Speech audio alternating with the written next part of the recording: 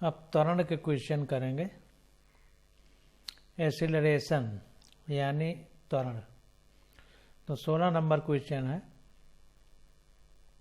कह रहा है particle of unit mass under goes one dimensional motion. कह रहा है एक कण है, उसका यूनिट मास मतलब एकांक द्रव्यमान है, मतलब एक यूनिट मान लिया गया है एकांक। तो कह रहा है वो एक विमीय गति कर रहा है, such that its velocity varies according to, एक विमीय मोशन कर रहा है और उसका जो वेग है वो इस समीकरण के हिसाब से बदल रहा है। वेरी मीन्स बदल रहा है। V x equal to b x की power -2n, where b and n are constant and x is the position of the particle। तो यहाँ पर बीटा और ये n कांस्टेंट है और ये x जो है पोजीशन को बता रहा है, स्थिति को। तो कह रहा है the acceleration of the particle as a function of x is given by. अब वेलोसिटी दे दी गई है और कह रहा है ये x की पोजीशन के हिसाब से उसका त्वरण कितना होगा। तो इसको देखते हैं।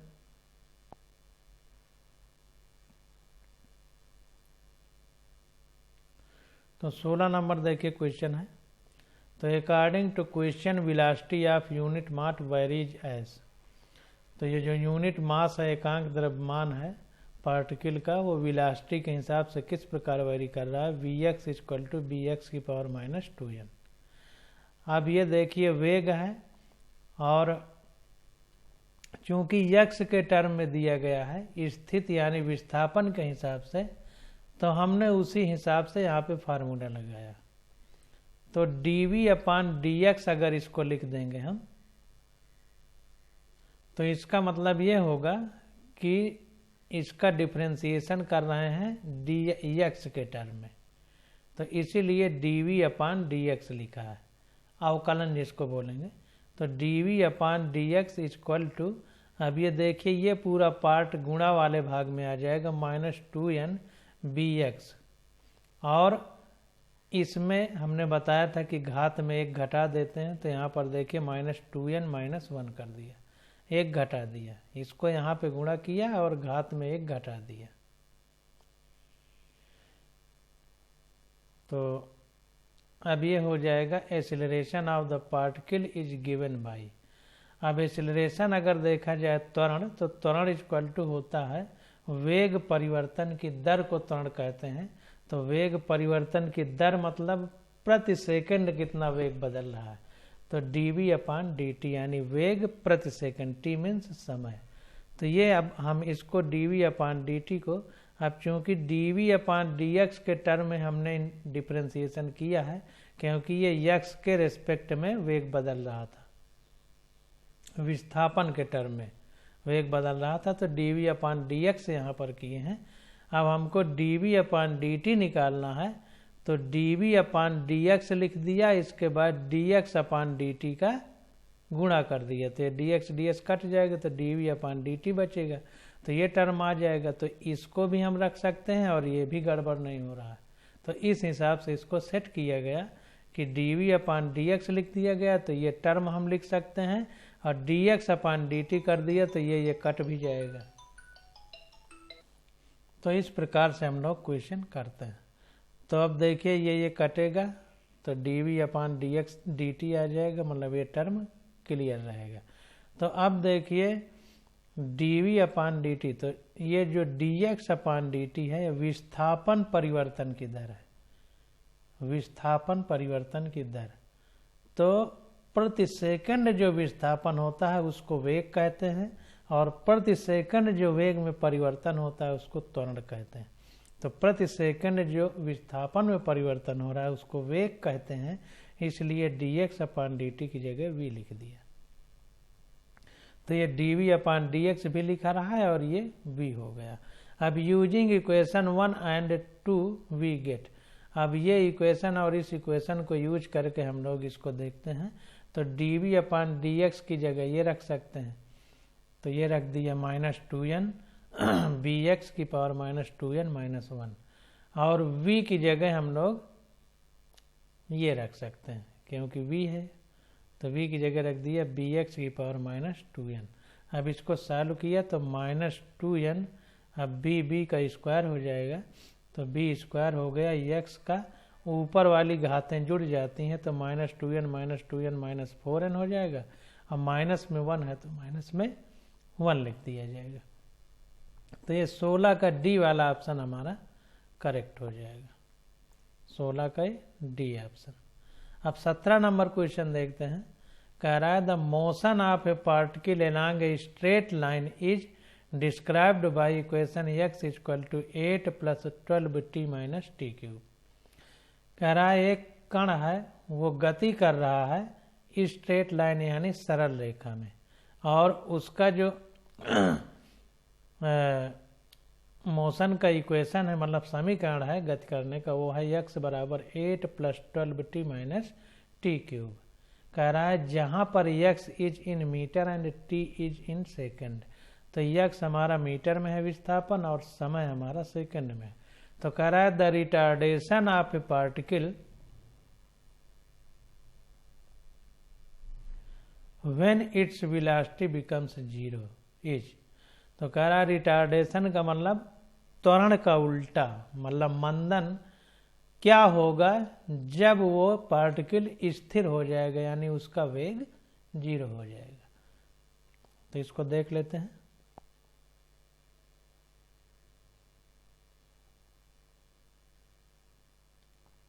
तो देखिए जब वेग 0 हो जाएगा तब त्वरण की बात कर रहा है, मंदन कितना होगा। तो जाहिर सी बात है कि पहले हम इस समीकरण से वेग निकालें। तो देखिए वेग बराबर होता है विस्थापन परिवर्तन की दर, यानी विस्थापन कितना है dx और परिवर्तन की दर मतलब समय के हिसाब से तो dt हो गया, तो v = dx/dt हो गया। अब इसका डिफ्रेंसिएशन करेंगे तो इसके साथ देखिए t का टर्म नहीं है तो ये हट जाएगा और इससे एक t कम होगा तो 12 हो गया माइनस। अब ये t³ है तो क्यूब में 3 है तो 3 का पहले गुणा हो जाएगा और इसकी घात में 1 घट जाएगा तो 3t² हो गया। तो ये हमारा वेग का समीकरण निकल आया। अब कह रहा है कि जब वेग 0 हो जाएगा तब उसका मंदन क्या होगा।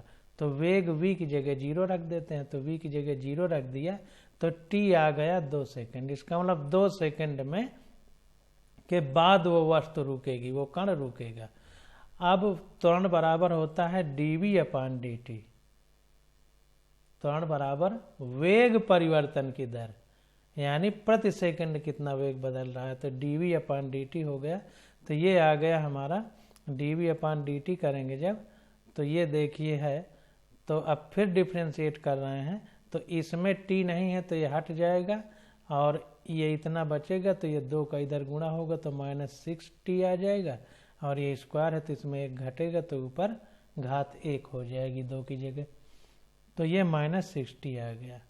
तो यही हमारा त्वरण का समीकरण हो गया। तो ये देखिए ये विस्थापन का समीकरण, ये वेग का समीकरण, ये त्वरण का समीकरण आ गया।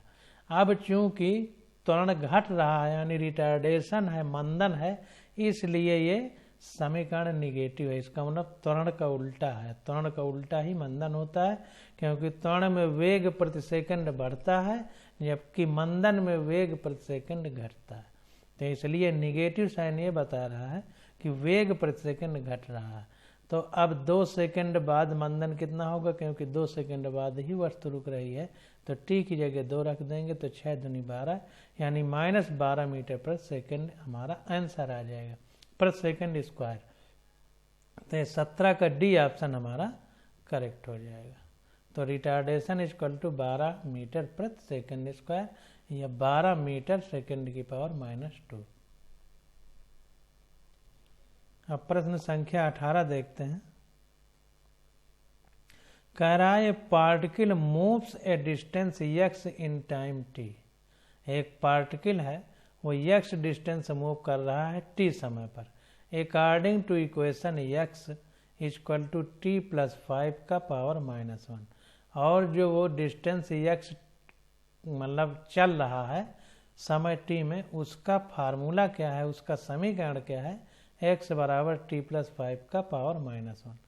तो कह रहा है the acceleration of particle in proportional to, तो कह रहा है कि जो त्वरण है वो किसके प्रोपोर्शनल होगा। तो देखिए हमको x मतलब विस्थापन वाला समीकरण दिया है, तो विस्थापन से हम वेग वाला निकालेंगे, फिर वेग से त्वरण वाला निकाल लेंगे।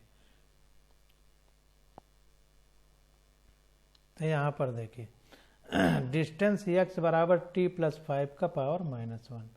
अब ये विस्थापन है, अब इससे वेग निकालेंगे, तो विस्थापन परिवर्तन की दर को वेग कहते हैं, इसलिए विस्थापन वाले समीकरण से वेग निकल आएगा। तो वेग परिवर्तन की दर को, विस्थापन परिवर्तन की दर को वेग कहते हैं। तो v = dx/dt हो गया, यानी dx की जगह इतना रख देंगे अपान dt हो जाएगा। अब ये इधर माइनस का गुणा होगा, तो -1 का गुणा होगा तो माइनस हो गया, और ये t प्लस 5 का पावर -2 हो गया। अब यहाँ पर देखिए -2 क्यों हुआ, क्योंकि ये -1 है और इसमें 1 घटाएंगे तो -1 बराबर -2 हो जाएगा। अब एक्सीलरेशन क्या होगा, a, जैसे विस्थापन परिवर्तन की दर वेग थी, वैसे त्वरण बराबर वेग परिवर्तन की दर। तो वेग परिवर्तन की दर यानी dv/dt = d/dt, और v की जगह ये इतना उठा के रख देंगे, तो ये आ गया -t प्लस 5 की पावर -2। तो ये आ गया। अब ये -2 इधर आएगा तो माइनस प्लस हो जाएगा, तो 2 आ गया, और t प्लस 5, और ये इधर -2 है और इसमें एक घात घटेगी तो -3 हो जाएगा, क्योंकि -2 - 1 बराबर -3, तो ये -3 हो गया। तो फ्रॉम इक्वेशन सेकेंड, इस सेकेंड से वी गेट, हमको क्या प्राप्त होगा, तो ये देखिए वेलोसिटी है यानी वेग है, तो v की पावर 3/2, देखिए 3a 2a, तो माइनस माइनस कट जाएंगे तो 3/2 हो गया, तो ये आ गया -t प्लस 5 की पावर -3। अब यहाँ पर देखिए इसने इस तरह इसलिए लिखा है ताकि हमको जो ऑप्शन में आंसर दिए गए हैं उससे मिलान किया जा सके। तो यहाँ पर देखिए v बराबर -t प्लस 5 का पावर -2 आया है। तो अगर हम इसको देखें तो ये यही चीज लिखी हुई है, गौर करके देखिए। v की पावर 3/2 है इक्वल टू -t प्लस 5 की पावर -3। तो अगर ये ऊपर ऊपर है 3 तो ये 3 कट जाएगा और ये 1/2 हो जाएगा। जब 3 कटेगा तो ये 2 इधर नीचे है तो इधर जाएगा तो ऊपर जाएगा, ऊपर हो जाएगा। यहाँ 1/2 है तो इधर 2 हो जाएगा। तो अगर ये 3 कट गए और ये 2 इधर आ गया तो v बराबर -t प्लस 5 की पावर -2 ही तो हुआ। वही तो लिखा है v बराबर -t प्लस 5 की पावर -2, तो वही ये भी हो जाएगा, v बराबर -t प्लस 5 की पावर -2 हो जाएगा, क्योंकि 3 कट जाएगा और ये 2 इधर आ जाएगा। तो इसी को इस रूप में लिख दिया है ताकि हम ऑप्शन में जो आंसर दिया गया है 4 ऑप्शन, उनसे मिलान किया जा सके। अब देखिए सब्स्टिट्यूटिंग दिस इन इक्वेशन 3, अब इसको इक्वेशन 3 में रख रहा है, क्योंकि हमको आंसर जो लाना है उसी हिसाब से वो करना है, तो इसको इसमें रख रहा है। तो एक्सीलरेशन a बराबर होता है, ये एक्सीलरेशन a बराबर dv/dt है, तो ये हमारा एक्सीलरेशन a आया है। तो अब चूंकि ब्रैकेट में देखिए t प्लस 5 की पावर -3, t प्लस 5 की पावर -3 ये मिलान कर रहा है, तो 2 को वैसे ही रख दिया और ये v की पावर 3/2 रख दिया, क्योंकि ये इतना इससे मिलान कर रहा है।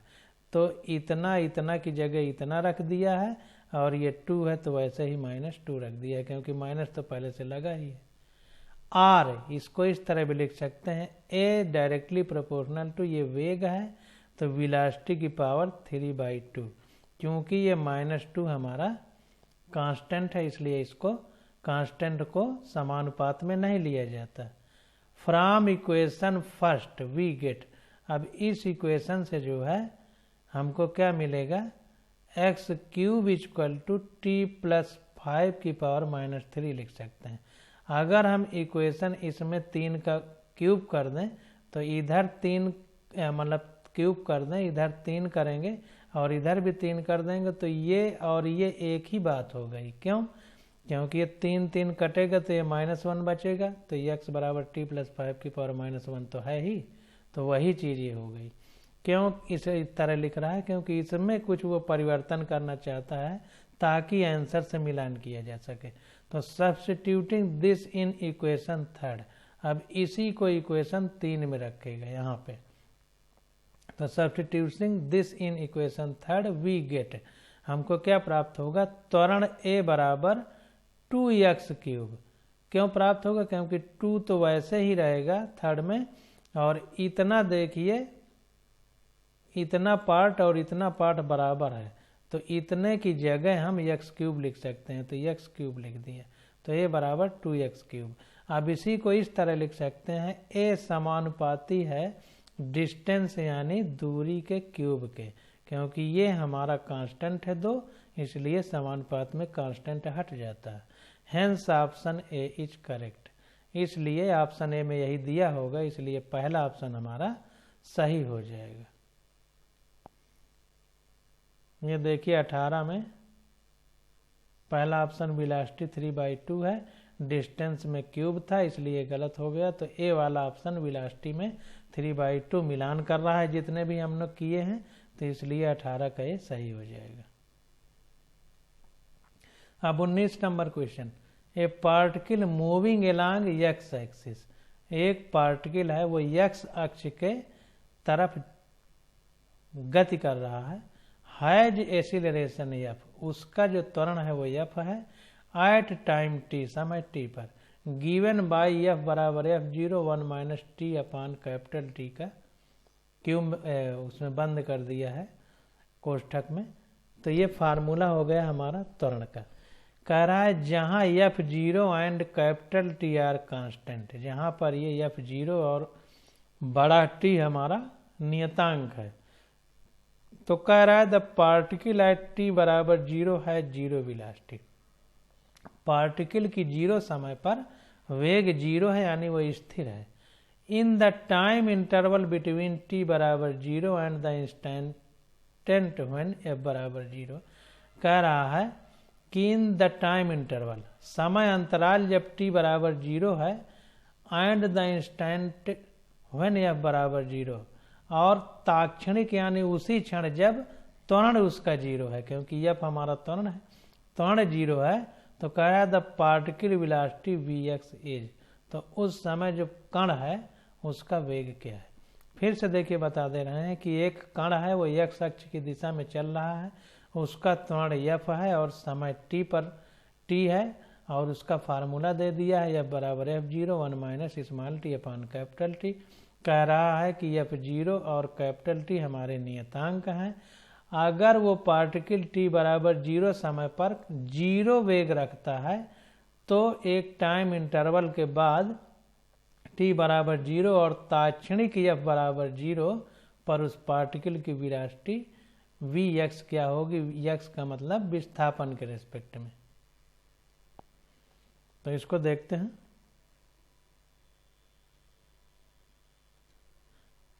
अब देखिए जो जो भी हमको दे दिया गया है तो उसको हम उसी हिसाब से समझ लेते हैं। जैसे दे दिया है t बराबर 0, वेलोसिटी v बराबर 0, जब t बराबर 0 है वेलोसिटी v बराबर 0 है, तो एक्सीलरेशन f बराबर f0 1 - t/t ये हमको क्वेश्चन में दिया गया है। ये देखिए क्वेश्चन में दिया गया है।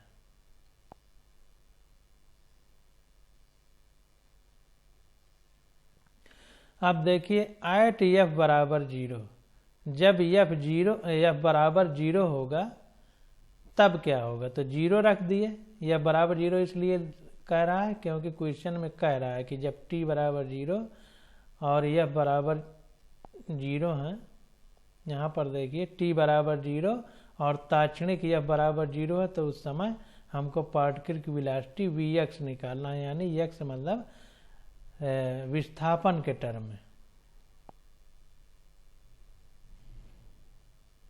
तो यह बराबर 0 रख देंगे, यहाँ पर 0 रख देंगे तो ये हो जाएगा अब 0 1 minus T by capital T.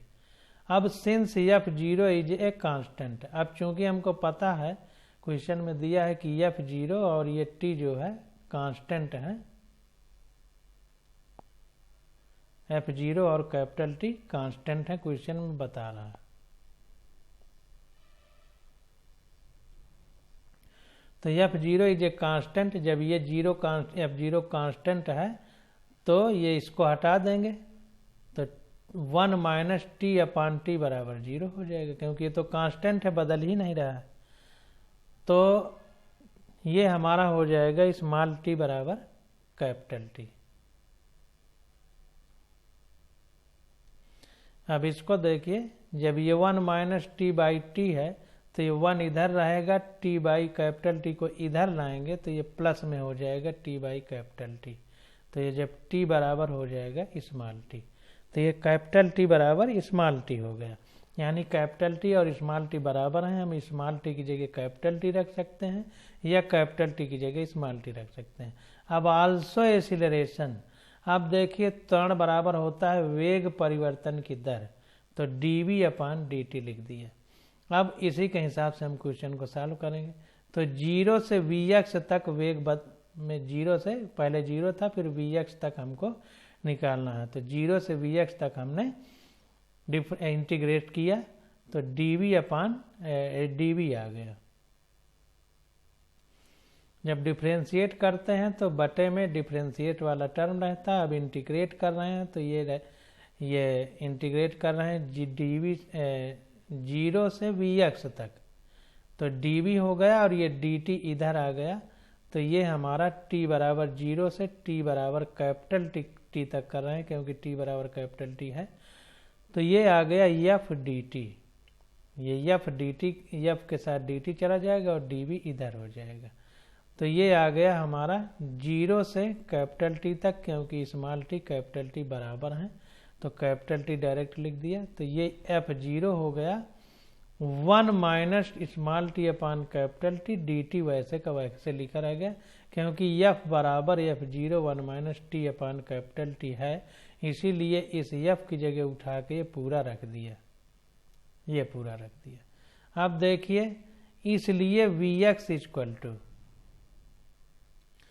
अब देखिए जब vx इक्वल टू निकालेंगे तो ये इंटीग्रेशन का साइन अब हट गया, इधर भी हट गया। तो ये जो dt है ये छोटा t ही है, ताक्षणिक t है, कम समय में t, तो इस t का इसके अंदर गुणा होगा तो ये f0, इसमें t का गुणा होगा तो t हो गया, माइनस ये f0 का गुणा होगा तो f0 t, और ये एक ta हो गया तो t स्क्वायर हो गया अपान ये। अब देखिए जब इसमें स्क्वायर होगा तो हमने बताया था कि जो स्क्वायर में जाता है उसी का भाग देते हैं, तो ये स्क्वायर हुआ है तो नीचे 2 का भाग दिया गया, और ये 0 से t तक किया गया है तो बड़े कोष्टक के अंदर 0 से t तक लिख दिया, t लिख दिया कैपिटल T। तो ये हमारा आ गया f0। अब चूंकि स्मॉल t बराबर कैपिटल T है तो स्मॉल t की जगह कैपिटल T भी लिख सकते हैं। तो f0 t minus f0 t square हो गया, स्मॉल की जगह कैपिटल अपान 2t, तो इक्वल टू, अब ये t से t कट जाएगा तो ये आ गया, t से t कटेगा तो ये भी f0 t बचेगा, तो f0 t में f0 t घटेगा और ये बटे में 2 है तो आ जाएगा 1/2 f0 t। तो यही हमारा आंसर हो जाएगा, सी ऑप्शन में दिया है इसलिए सी ऑप्शन हमारा करेक्ट हो जाएगा। अब क्वेश्चन नंबर 20 देखते हैं। कह रहा है motion of A particle is given by equation, एक कण है वो गति कर रहा है, उसका समीकरण है यस बराबर 3t cube plus 7t square plus 14t plus t 8 metre. कह रहा है the value of acceleration of particle at t बराबर 0 सेकेंड, 1 सेकेंड। कह रहा है 1 सेकेंड में उसका त्वरण क्या होगा। तो देखिए दूरी का समीकरण दे दिया है, त्वरण पूछ रहा है। तो हमने बताया था यस से पहले v जाएंगे फिर v से a जाएंगे, या इसी का उल्टा कर सकते हैं, a से पहले v आएंगे फिर v से यस आएंगे। तो यस दिया है हमको a तक जाना है तो यस से पहले v जाएंगे फिर v से a जाएंगे। इसका मतलब विस्थापन से पहले वेग निकालेंगे फिर वेग के बाद त्वरण निकालेंगे।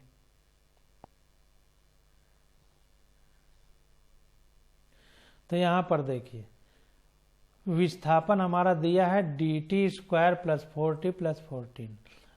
अब हमको वेग निकालना है, तो विस्थापन परिवर्तन की दर ही वेग होती है। तो विस्थापन हमारा, विस्थापन परिवर्तन की दर मतलब प्रति सेकंड कितना विस्थापन हो रहा है, यानी विस्थापन बटे समय। तो ds/dt कर दिया तात्क्षणिक और इंस्टेंटेनियस के लिए, और इंस्टेंटेनियस में बहुत कम समय के, तो उसके लिए d लगा दिया। तो ds/dt equal to 9t square plus 14t plus 14 हो गया। यहाँ पर ये देखिए क्वेश्चन में s बराबर इतना दिया है, तो ये इसी को डायरेक्ट लिख दिया है उसमें।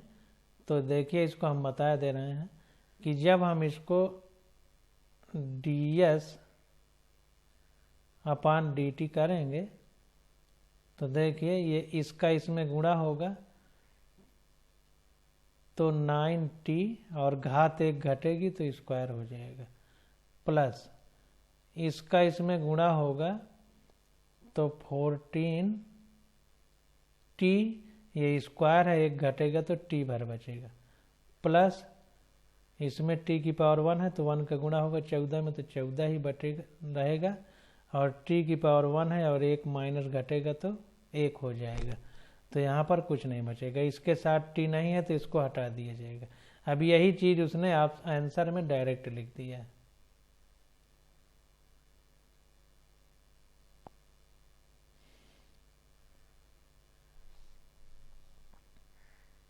देखिए 9t square plus 14t plus 14, 9t square plus 14t plus 14, यही चीज उसने डायरेक्ट वेलोसिटी का वो लिख दिया है।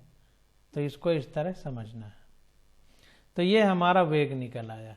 अब वेग का फिर से जब हम डिफ्रेंसिएशन करेंगे तो हमारा त्वरण आएगा, तो इसको फिर से कर दे रहे हैं। तो डी स्क्वायर s/dt स्क्वायर मतलब फिर से इसका किया है, तो फिर से किया है तो 2 बार, मतलब 2 के लिए यहाँ स्क्वायर हो गया अपॉन dt स्क्वायर हो गया। तो अब फिर से करेंगे तो ये 2 का गुणा होगा तो 18 हो जाएगा, और इसमें घात 1 घटेगी क्योंकि 2 में 1 घटेगा तो t बचेगा, तो 18t प्लस अब 14 है, t की पावर 1 है तो 14 में 1 का गुणा होगा तो 14, और t में 1 ही पावर है, 1 में 1 घटेगा तो ऊपर t की पावर 0 हो जाएगा, यानी t किसी की पावर 0 होती है तो वो 1 होता है, 14 में 1 गुणा होगा तो 14 ही बचेगा, बराबर a।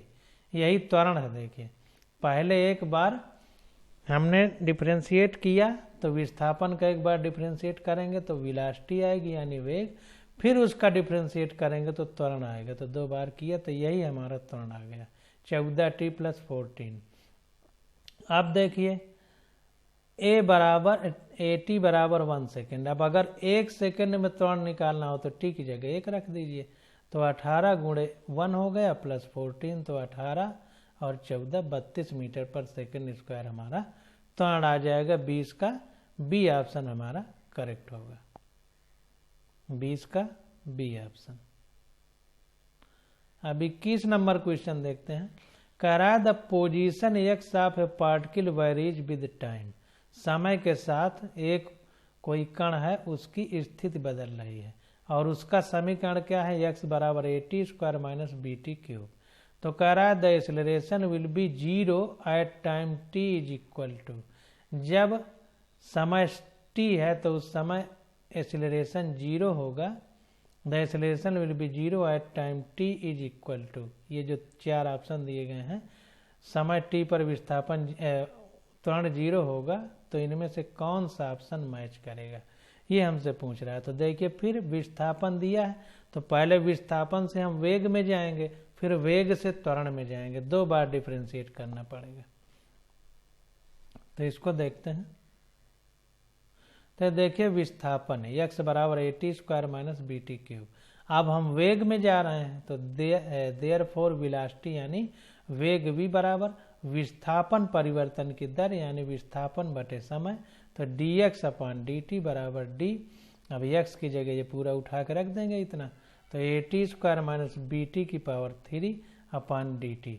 तो ये आ जाएगा हमारा, अब ये 2 है तो इसका गुणा होगा तो 2at माइनस, अब देखिए 2at और इस पावर में 1 घटाएंगे तो 1 ही बचेगा तो t हो जाएगा, माइनस BT क्यूब है, तो इसका इधर गुणा होगा तो 3BT, और इसमें ऊपर एक घटेगा तो 3 की जगह 2 हो जाएगा, तो 3BT स्क्वायर हो जाएगा, तो माइनस 3BT स्क्वायर। अब एक्सीलरेशन त्वरण क्या होता है? वेग परिवर्तन की दर, यानी वेग बटे समय, तो dv/dt हो गया। ताक्षणिक के लिए d है, तो ये आ गया d/dt, और v हमने ये निकाला है, तो यहाँ पर उठा के v की जगह ये रख देंगे पूरा, तो 280 माइनस 3BT स्क्वायर। अब इसको फिर डिफ्रेंशिएट करेंगे, तो ये देखिए यहाँ पर पावर 1 है, इसका गुणा होगा तो 2 ही रहेगा, तो 2a। अब इस पावर 1 में 1 घटेगा तो 0 हो जाएगा, किसी की पावर 0 होती है तो 1 होता है, तो t की जगह 1 रखेंगे तो 2a होगा। माइनस 2 है तो 2 का इसमें गुणा होगा तो 6 हो जाएगा, तो माइनस 6b, और t का स्क्वायर है, इसमें एक पावर घटेगी तो 1 ही बचेगी, तो t बचा, एक पावर नहीं लिखी जाती क्योंकि उसको 1 मानते ही है, तो 2a माइनस 6BT बराबर, देखिए एक्सेलरेशन कह रहा है 0 होगा, तो t की वैल्यू क्या होगी, तो 0 रख दिए। क्वेश्चन में हमसे कह रहा है, देख लीजिए, क्वेश्चन में कह रहा है कि the acceleration will be 0 at time t, तो एक्सेलरेशन 0 है कितने समय पर, तो वो एक्सेलरेशन की जगह 0 रख दिया है, तो एक्सेलरेशन की जगह 0 रख दिया, ये एक्सेलरेशन है, तो ये निकल के पूरा आया, तो इसकी जगह 0 कर दिया, तो t बराबर आ गया। अब ये पूरा इधर चला जाएगा, तो ये पॉजिटिव हो जाएगा, तो 2a = 6BT हो जाएगी, तो t = 2a/6b हो जाएगा, तो t = 2a/6b, 2 से 6 कटा 3 बार, तो a/3b हो गया, तो 21 का ए ऑप्शन हमारा करेक्ट।